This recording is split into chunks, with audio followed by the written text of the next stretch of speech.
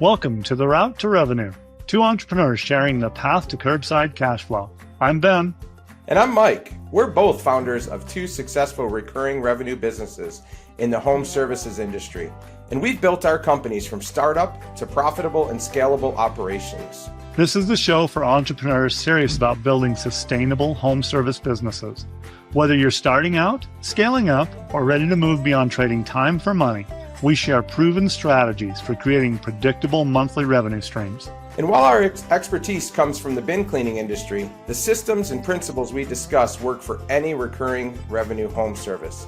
Think lawn care, pest control, pool maintenance, and beyond.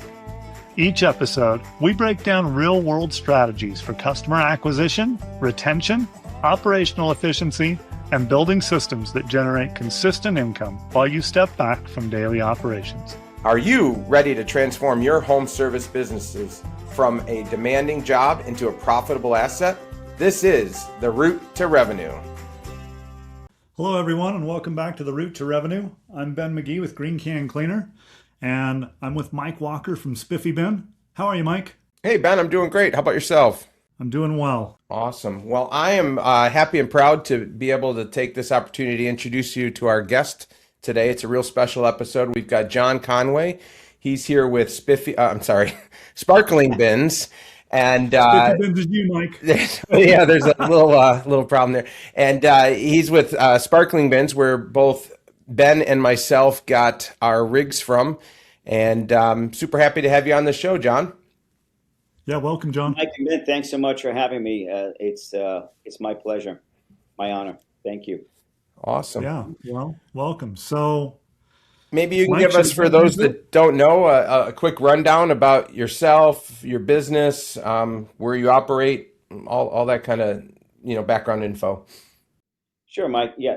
So we're actually, I've been operating for just turned 15 years. We've been operating in Miami, South Florida, which is a great a place to operate our service side. I started, my background's corporate America. I worked for the same company for 25 years, and with the housing market that hit back in 2008 and our call center being outsourced to India, I found myself at a pathway of do I go back to corporate or do I want to own my own business? And the idea of cleaning trash bins happened by accident. As we all say, my wife was Maria chasing after me to clean our trash bins for weeks, and maggots galore, especially down in South Florida. It was July 2nd. I remember the day, 2 days before having a 4th of July party. And she said to me, we've got some bins in the backyard full of maggots. And I'm like, well, who cares? Like, bins are meant to be dirty, right? Like, I don't care. And she goes, no, John, you don't get it. We got to clean those bins. You got to clean those bins. If not, we're going to cancel the 4th of July party. So fast forward, cleaning bins and, I took a gallon of bleach and down here in South Florida, Fabuloso is like the scent everyone uses, in the Latin culture. So we used Fabuloso, and man, I spent 3 hours cleaning those bins and all that gunk going down the storm drains, not knowing it was illegal. And then after that, went inside, took a shower for God knows 2 hours, and started researching. And weeks went by, and I'm kind of researching the whole idea, and I just kind of I came across these websites over in UK. So as I did my research, I believe it started now close to 55 years ago over in Europe. And I said, bingo, man, what a great concept. They come to your house, they clean your trash bins, all for $5 a bin. So I'm Google searching trash bin cleaning near me in Miami, and I couldn't find anyone. So I did more research, and, I was one of the first to bring the concept from Europe, I guess, to the U.S. And, if you ask my daughter, who's very much involved in my business, and my wife, I am not mechanically inclined. I've become mechanically inclined, but not 15 years ago. I couldn't change a light bulb, as Victoria says.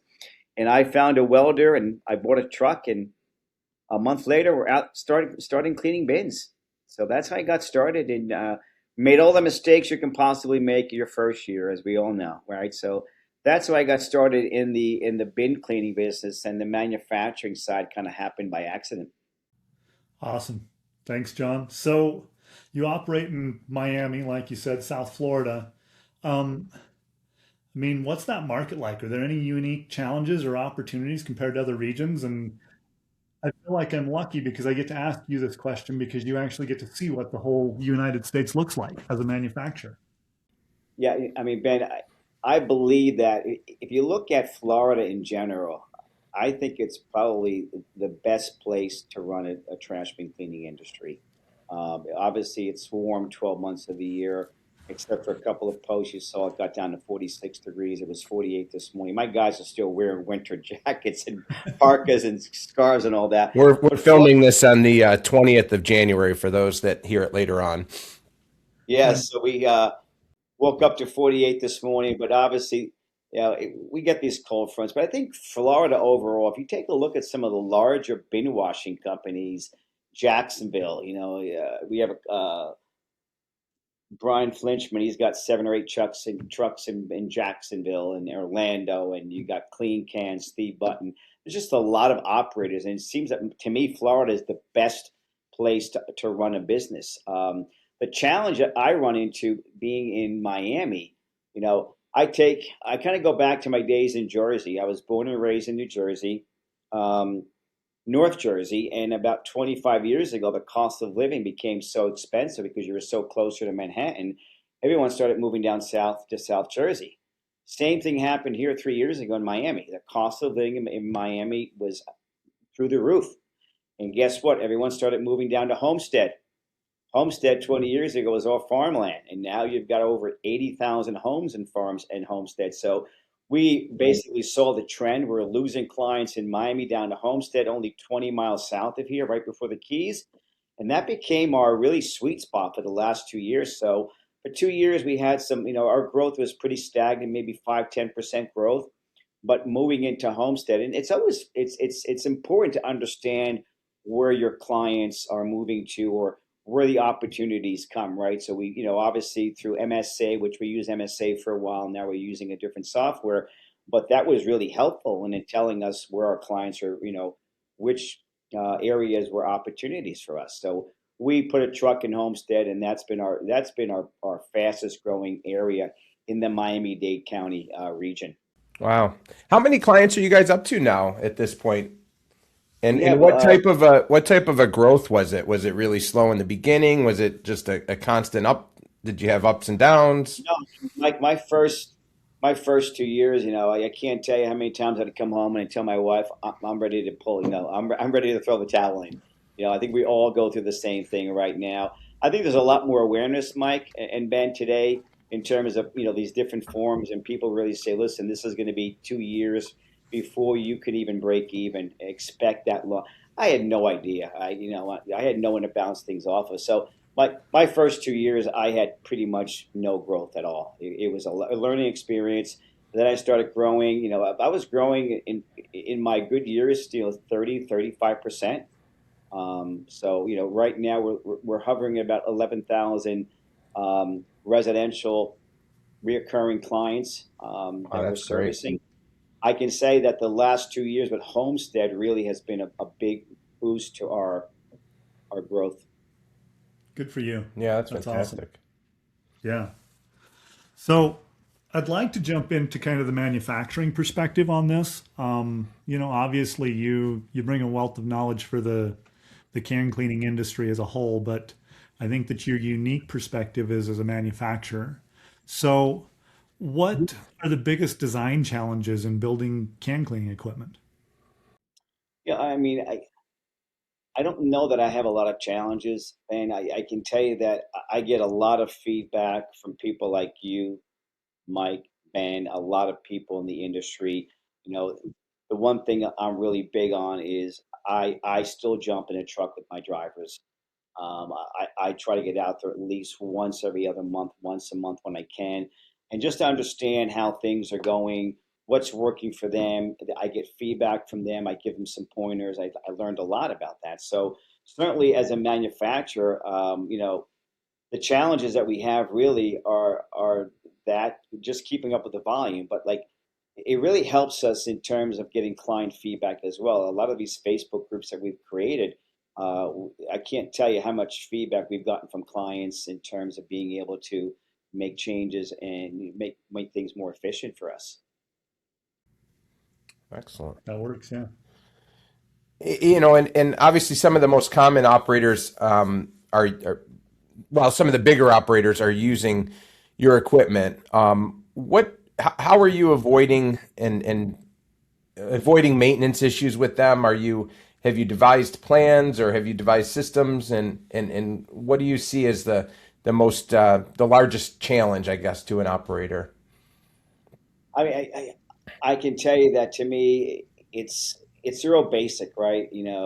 I know that people like you, Ben, and Michael, and a lot of people I talk to are really big on the preventative maintenance, and I think that's the one thing that we're lacking as you start to scale. And even if you're a first year operator, you know, when people come in for training, we focus a full day on maintenance, and we do a lot more than when you came into town, Michael. I think it was in 2018 or Yeah, 19 late with your 18.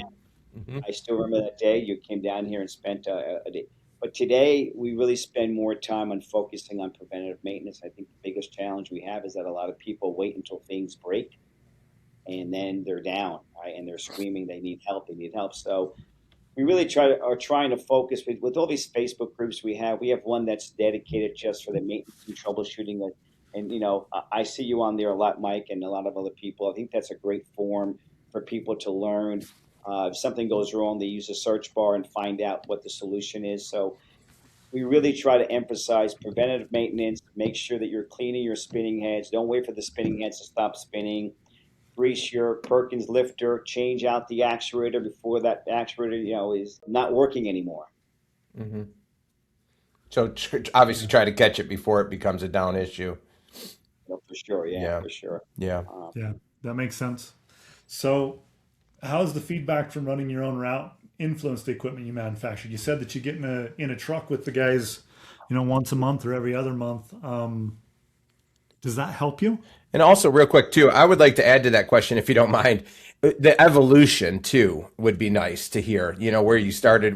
I don't know if I think you started with a pickup truck, perhaps an outfitted pickup truck, and then kind of how things with spinning bars versus the no, no, head. yeah, I mean, that's a great question, Mike. Obviously, my first truck that we built was, for me to save $1,000 instead of making a hopper out of steel, out of aluminum, I made it out of steel. Worst mistake you can make in South Florida with the humidity. So within 6 months, my hopper was rotted out. But that was just me trying to save money, right? I didn't know Sure. any better. So yeah, my first truck was a pickup truck. It was a Tundra. I had a dual bin lifter on it with like 200 gallons of fresh water. Why I put a dual bin lifter on there made no sense, but I didn't know any better. And to your point, the Belandi heads, I had access to Belandi heads, but I remember talking to Steve Buchan over at Aqua Tools, and I'm like, Steve, I'm not paying $5,000 for two spinning heads. What are you, crazy? So, him and I got into this whole argument about it. Now, And of now we course, would love to Steve, pay. Now we'd love to pay 5,000 Yeah, for two spinning I heads. know. yeah, So, like, yeah. Give me that deal. no, so I mean, it was like it was the original 049 head, and I'm like, no, I'm just going to use a spray bar that you find at the bottom of a surface cleaner, Hmm. and that thing's throwing out what, a couple hundred. I mean, it was nothing. Yeah, he had a spray bar with two little, and it looked pretty cool, man, but it didn't clean the bins at all. It was more using that pressure washing wand and getting in there. So I went from that to I remember Steve saying to me from Aqua Tools, John, let me send you a head. And I can tell you that it's going to be a game changer for you, man. And I took that head and mounted it on my truck, and I was blown away, just blown away. And back then, to your point, those heads were running at 2,500. Now they're close to 4,000 and change, right? So, yeah, spray bars, Belandi head, pickup truck, went then to a flatbed truck with a larger water capacity. So as you start to scale, I was kind of developing our trucks based on the need that I had in terms of growth. Hmm. I no longer could do a route with 200 gallons of fresh water. We upgraded to 300 gallons. So we went from there. And of course, the SB4 model was pretty much, I think you've got three of those, Mike, and I I think do. Ben's got a couple. That's been pretty much the standard in terms of where 525 gallons of fresh water was up. It was increased to that. Oh, you got And a then we big had, boy though, right? Brad well, Miller.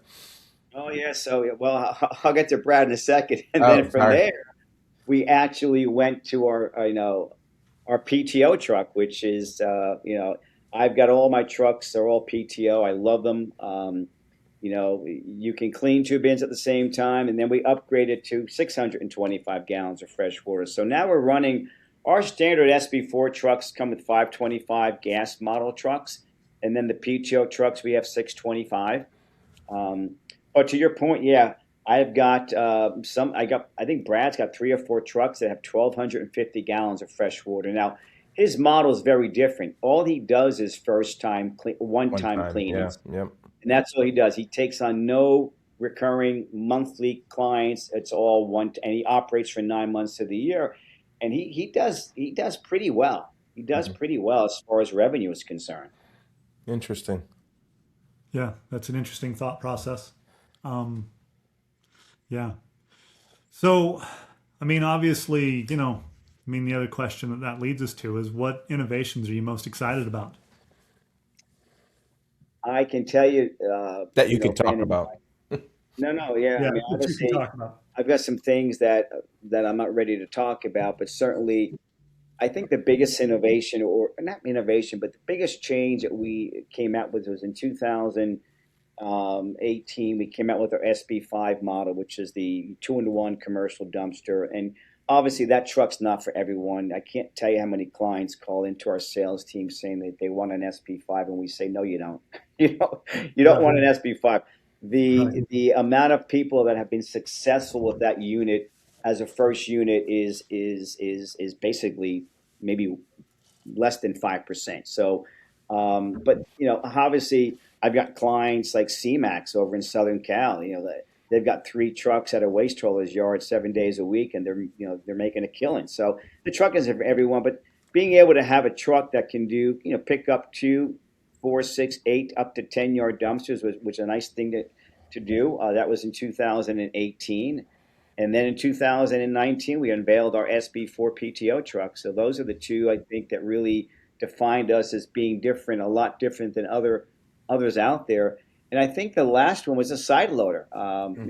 I got a call from Frank over at CMAX saying he had a contract with the city of Ontario up in Southern California, and he needed a side loader. And I'm like, okay, I haven't built one, but I'll build one for you. We'll make it happen.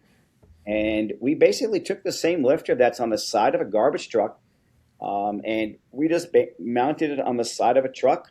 And there's a hopper. There is one cleaning head. You bring the bin in, and you clean the bin. And those trucks are really meant for city contracts. And he's got a couple of city contracts. He got his second side loader. So I think the SB5, the SB4 PTO, and the side loader really have been the 3 newest innovations that we introduced to the market over the past 4 or 5 years.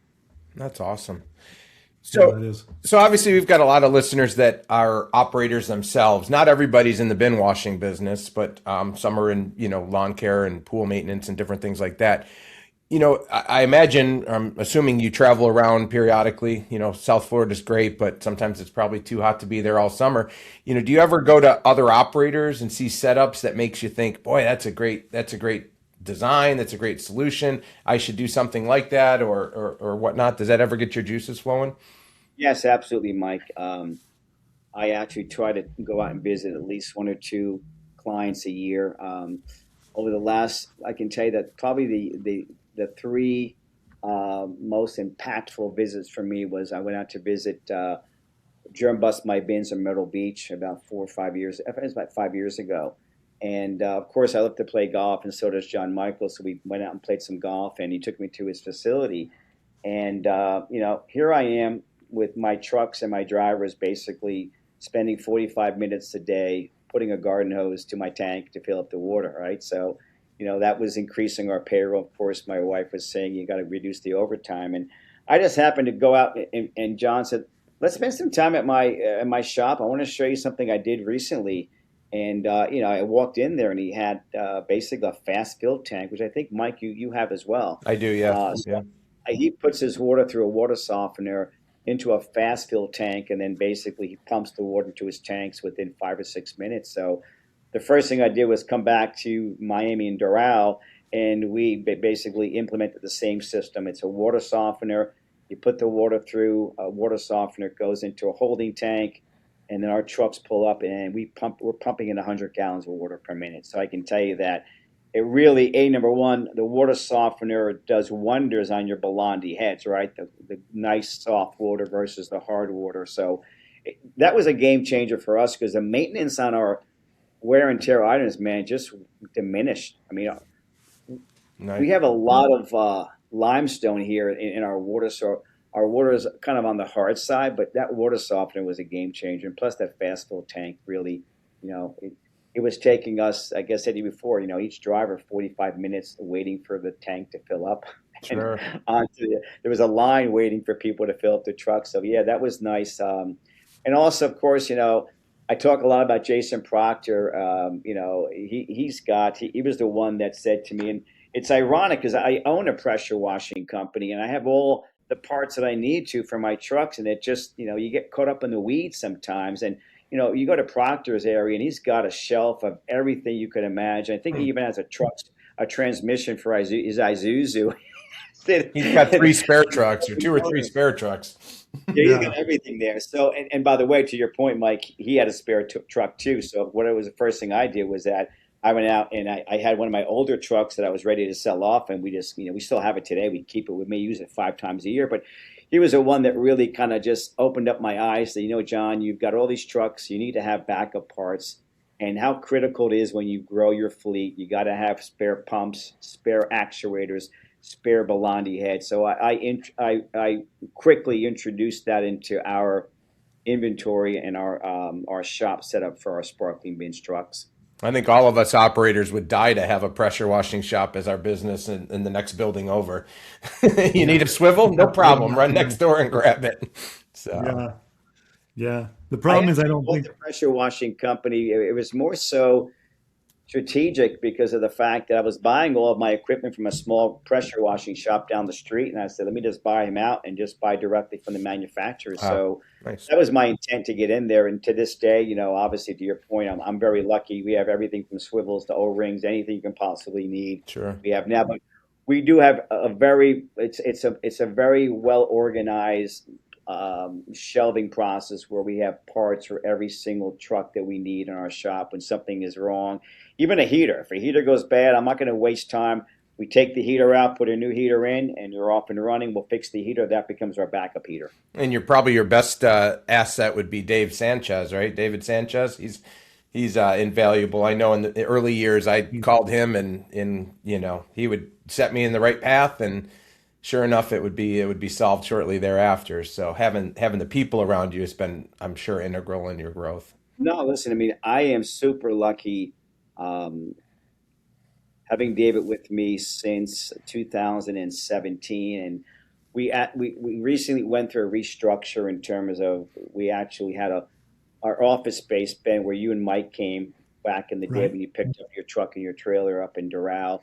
That was a lease that we had, and it finally expired. So we had enough room in our operations facility. So we moved in here back in November, and David's basically now focusing purely on service. He was involved with everything from pressure washing to builds and all that. So we reorganized. He's super happy in his new role. He's focusing 100% on service, and you see him a lot more active. So I'm very lucky to have a David Sanchez and his team, because it's not only David, it's Ralph and a couple of other guys that work for him. Yeah. And, obviously when you're supporting the entire country, and of course we have Jason Proctor as a backup as well. He's happy to jump on a call when we need him to. In the West Side office. Yes, for sure. Yeah, the West Side office.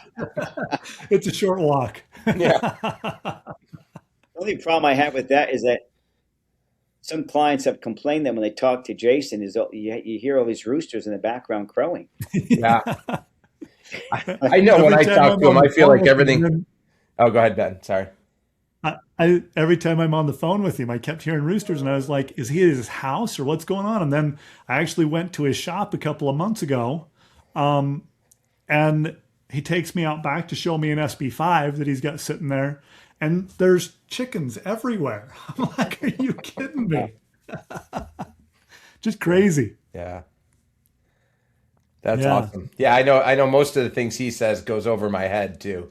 I have to what would my saying at my shop is, what would Jason do, and that kind of thing. And then usually I pare it down to what Mike would do, and it's a lot less. But yeah, he's definitely a great advocate for the industry. That's for sure.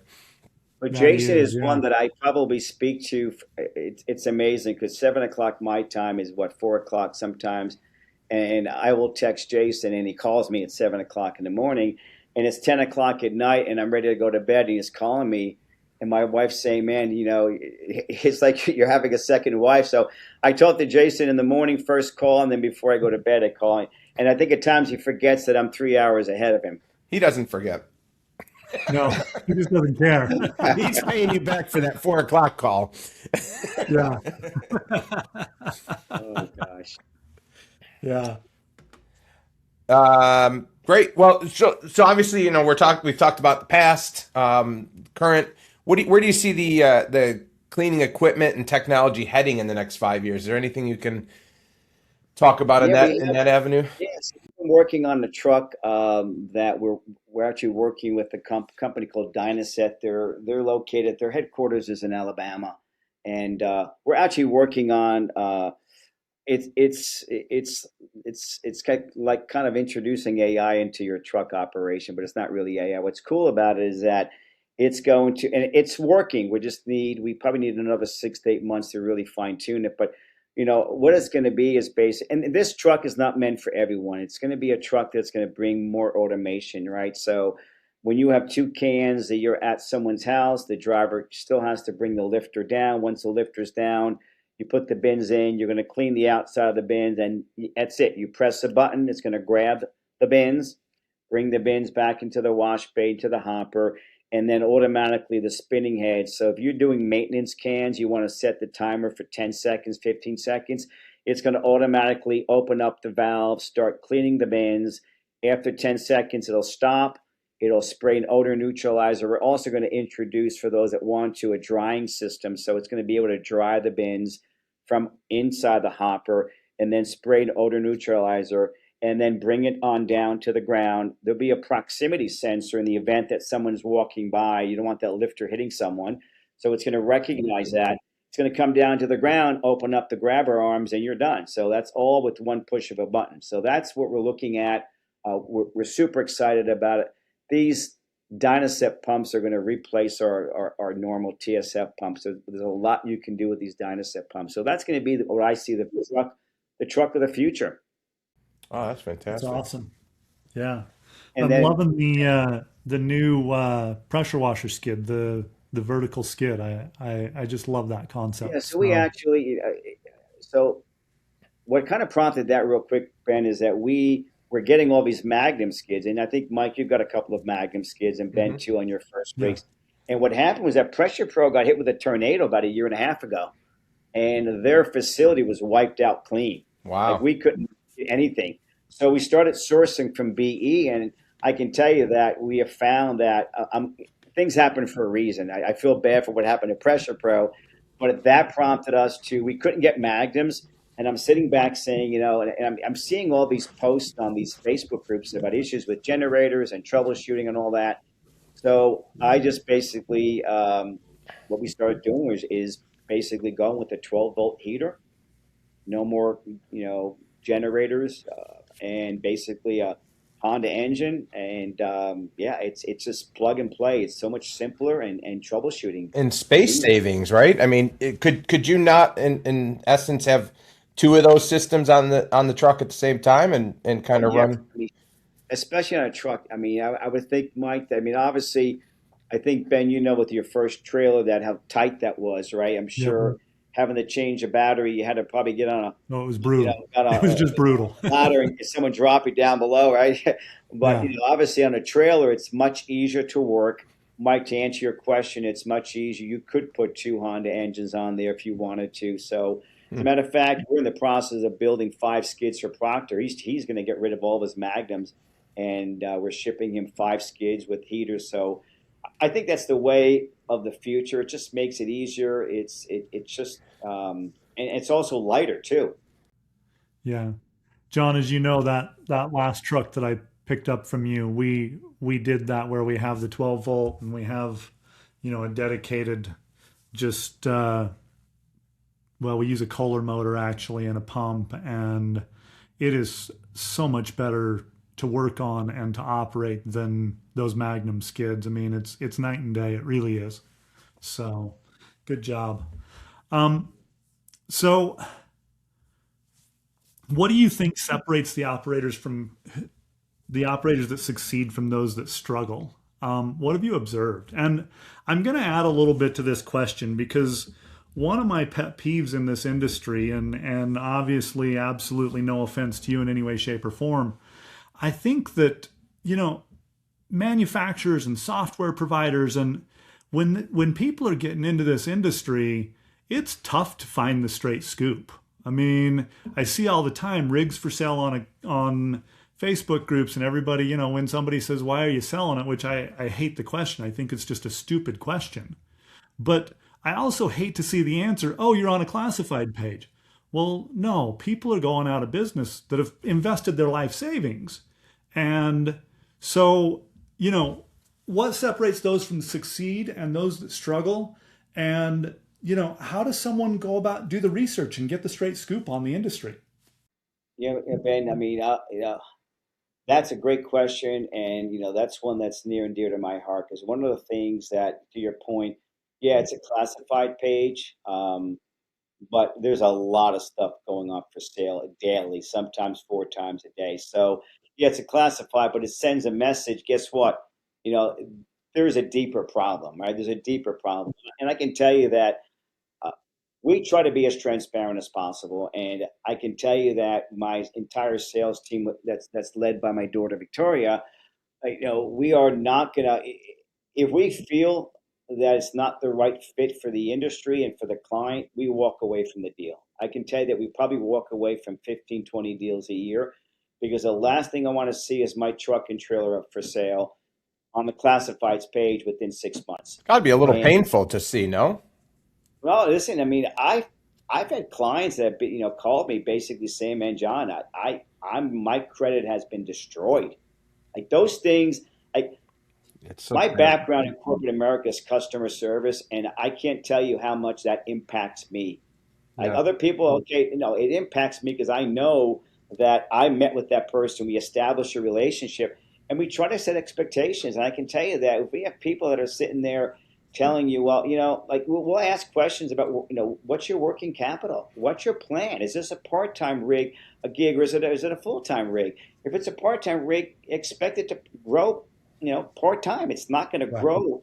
And, but I can tell you that we try and do our best. There are people that, listen, we're putting out 90 to 100 of these things a year. You're going to have 20, 30% that just don't make it. And I think the people that get into this industry, and we all use the terminology, it's not a get rich, we all know that, right? Right. And however, there's people out there that basically, like, I just saw a trailer for sale. The guy was in business for 6 weeks. Yeah. We just talked about that on our last We were talking about that on our last episode. I had a 2-hour conversation with him yesterday, and I talked him into, I said to him, "Do not give up. Do not give up. You're giving up for the wrong reasons. You got your trailer December 1, wrong time to get your trailer. Yeah. I don't care where you're located. You don't take delivery." And we had a very candid conversation. He didn't buy from me, but I see someone like that. I'm like, man, I felt for the guy. I sent him a DM. And we had a 2-hour conversation yesterday. I put him in touch with Wesley Pons to help him with his Facebook target market. And listen, he didn't buy from me. I don't care, but I care enough about the industry. Mm-hmm. And I think that there are people that will sit there and tell you that I'm going to quit my daytime job. Like, we ask those questions, working capital wise and all that. And when we hear, well, I'm going to quit my daytime job in 6 months, and we'll say, okay, how much working capital do you have? And they'll say $10,000. Say, well, I'd rather it's not the right fit for you. So we try to be as transparent as possible. I know we're bumping on the end of our call here fairly shortly. In 30 seconds, what would your ideal customer be? Like, what position would they be in to be the most successful in your eyes from what you know over the last 10 years selling these rigs? Just someone that does not need to draw a paycheck from this business for at least 2 years, someone that has passive income coming in, someone who does not need this business to pay their bills. They can't treat it as a side hustle. It has to be full time, and expect to have enough money to reinvest back into the company at least for your first 2 years. Don't expect to make money for your first 2 years. And there are clients that have made money, but we all know that it takes about 2 years to get to that break-even point. And let's be honest, that's the same, honestly, probably better than many other businesses. You go into a restaurant business, you're hard pressed to make any money the first 3 years anyways, too. So similar situation, no? Yeah, I don't think that aspect is any different. I mean, what is it? 50% of businesses go out of business in the first 5 years. Absolutely. So I don't necessarily think that that's any different. I think that what we see, though, is we see a lot of people that jump into this type of business. And it's not just can cleaning. I mean, it's, we just don't see all the lawnmowers for sale. But the bottom line is that you have to be prepared to go into business. So my hat's off to you, John. But the biggest difference there, Ben, is that when someone's getting into this business, they're they're spending a lot of money. A lot of money. And sometimes people, I think Mike on a previous podcast mentioned you took a home equity loan on your first truck. And guess what, man? I'm sure that motivated the hell out of you to make sure this was going to become successful because obviously your house was riding out of 100%. And last time I checked, I had 4 other people living in that house as well. So it really makes the pucker factor. That's for sure. That's for sure. In another lifetime, a long time ago, I was in sales, and my boss, I became a sales manager, and my boss, we had a salesman that had a lot of talent and just wasn't producing. And I said, what do I do with this guy? And he says, take him out and get him in debt. Mm. He says, if you can get him to buy that new car or do something like that, he says, that'll motivate him. Yeah, that's fair. So, yeah. I don't know that Dave Ramsey would agree, but. Yeah, I don't think Dave Ramsey would either, but there's got to be some motivation there. So we're about out of time here. I mean, we're kind of long for one of our podcasts. Mike, let's jump into our rapid fire section and just close this out. Yeah, sure. I guess what's a good piece of advice for somebody speccing out their first truck or trailer or finding the right piece of equipment? Well, the first thing is to make sure that it fits within their budget, Mike. Making sure that, I can't tell you, people come in looking for an SB4 PTO, and we say, as we ask questions, we'll make sure that, okay, this is your monthly payment. We laid out there. Maybe a trailer is a right fit for you. So we really kind of try to fit those prospects into the equipment that fits their financial needs. Excellent. Awesome. Okay. So what's something about equipment that most operators misunderstand? I think it goes back to the whole thing, Ben, about preventative maintenance. People think they buy these machines and they're going to last forever. They do last forever as long as you are maintaining, and I go back to the 2 biggest things we see all over social media is my Belandi heads are not working, my lifter is not working, or there's a problem with my lifter. So if you're doing the preventative maintenance, cleaning them, changing the seals, O-rings and seals every year, every 2 years, depending on the hardness of your water, you're not going to have any downtime. And always make sure that you have an extra spinning head when you're out there and you're scaling and you got 50, 60 stops a day. Always have a backup head in your truck, for sure. That was one of the things I did, not so much with the backup head. I mean, I have backup heads, but was when it was time to buy something, I bought 3. If I needed whatever it might be. Arms, I've got 3 arms hanging up back here because I needed 1. So I went out and bought a couple extras because, to have to wait on parts is the hardest part. The business and the trucks and it's already so difficult to get out there and do the job and be successful that when you're down for 3 days, what does that do for you? And so having extra parts on hand has been a godsend for me. So. Absolutely. Okay, John, how can listeners learn more about Sparkling Bins and connect with you? So yes, you can give us a call, 305-382-2467. or send us a contact form through our website, sparklingbinsbusiness.com. You guys also have a podcast yourself, you'd mentioned earlier, right? Can you give us some information on that? Yes, so actually it's Trash Chatter. You can find us on YouTube, Spotify, and Apple Music. Awesome. I've listened to it. It's a great podcast. It is. Victoria does a great job with that. Yeah, Mike, you were a guest there one time, and Ben, your wife Lisa, was a great guest as well. Yeah, she enjoyed her time on it. So, okay. Good stuff. Well, thanks, John. I really appreciate it. Yes, thank Thanks, you so guys. much. Well, Ben, that's a wrap on another episode of The Route to Revenue. If you enjoyed this episode, we'd love it if you would hit like, subscribe, and leave us old guys a comment about what we did well. And if we did anything wrong, can it and keep it to yourself. If today's strategy sparked some ideas for your business, don't keep them to yourself. Share this episode with a fellow entrepreneur who could benefit from these insights. Remember, building a recurring revenue business, it's not about perfection, it's about progress. Take one actionable step from today's discussion and implement it in your business this week. Want to connect with us between episodes? Find us on Facebook or at our website. We'd love to hear how you're applying these concepts in your own home service business. And until next time, keep building those recurring revenue streams and stay on the route to revenue. The route to revenue. Nice, Ben.